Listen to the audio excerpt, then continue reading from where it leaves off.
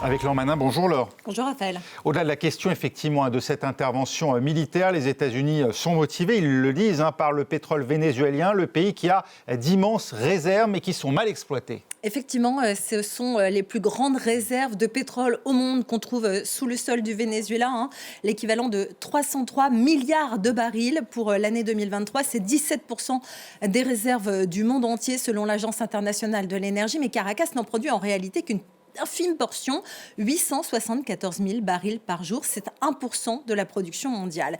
Alors ce pétrole, il est lourd ou extra lourd et il est extrait de la région de l'Orénoque. Et c'est important parce qu'il existe dans le monde 3 types de pétrole, léger, moyen ou lourd, voire extra lourd. Et cette composition a un impact sur la chaîne de production. Par exemple, les pétroles lourds nécessitent des investissements plus importants en termes de raffinerie, de technologie de traitement. Et leur prix est également généralement inférieur. Au Venezuela, donc, c'est du pétrole lourd et extra lourd.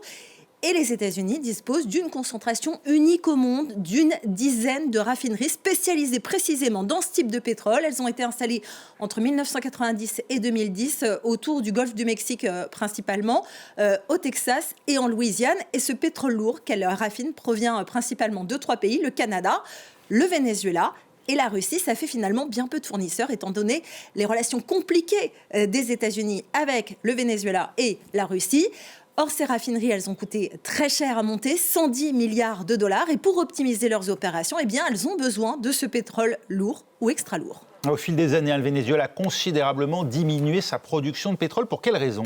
Alors en fait, il faut savoir que l'histoire du Venezuela est étroitement liée à celle du pétrole. À la fin du 19e siècle, elle a été découverte dans ce pays qui était alors agraire, pauvre, et qui est devenu en une trentaine d'années le 2e producteur mondial de pétrole. C'était dans les années 30, sous l'impulsion des groupes étrangers venus notamment des États-Unis dans les années 20. Mais en 1976, le secteur pétrolier est nationalisé avec la création notamment de cette société PDVSA, Petróleos de Venezuela. En 1998, Hugo Chávez arrive au pouvoir. En 2007, il impose aux groupes pétroliers étrangers qui veulent continuer à opérer dans le pays de se convertir en structures qui sont détenues majoritairement par Caracas via justement cette société nationale PDVSA à hauteur d'au moins 60%. Alors, beaucoup d'entreprises se voient leurs biens nationalisés, décident de quitter le pays. Quelques-unes restent, une minorité.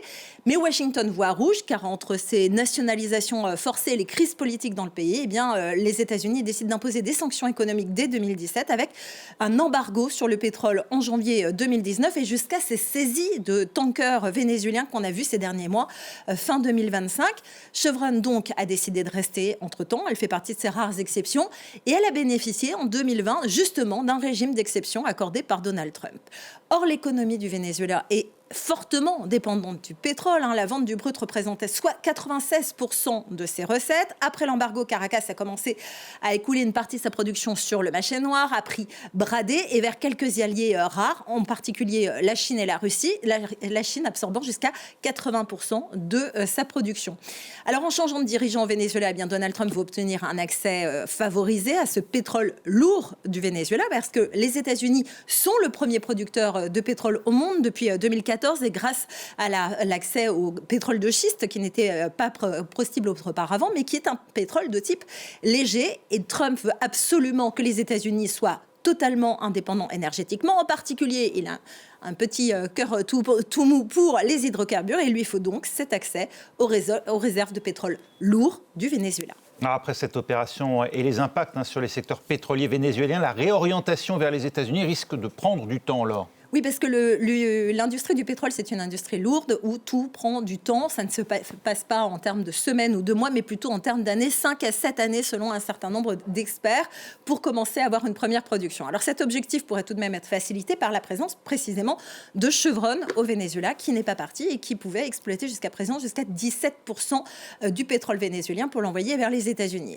Donald Trump a par ailleurs déclaré ce week-end que les grandes compagnies pétrolières des États-Unis reviendraient au Venezuela pour relancer l'industrie énergétique. Et pour lui, ça n'est qu'un juste retour des choses. Il estime, je le cite, que le Venezuela a voler, c'est le terme qu'il a employé, du pétrole et des terres appartenant aux États-Unis.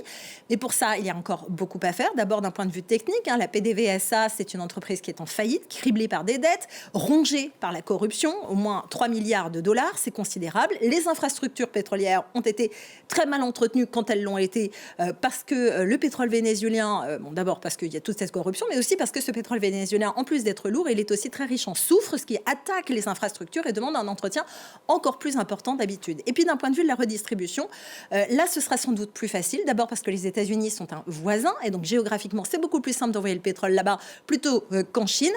D'ailleurs, Donald Trump a voulu rassurer Pékin, avec qui les relations sont aussi également très tendues, en disant que la Chine continuerait bien à recevoir du pétrole vénézuélien, mais en quantité plus limitée, puisque les États-Unis, non seulement sont le marché plus logique, mais c'est aussi pour ça qu'il y a eu cette fameuse opération Absolute Resolve.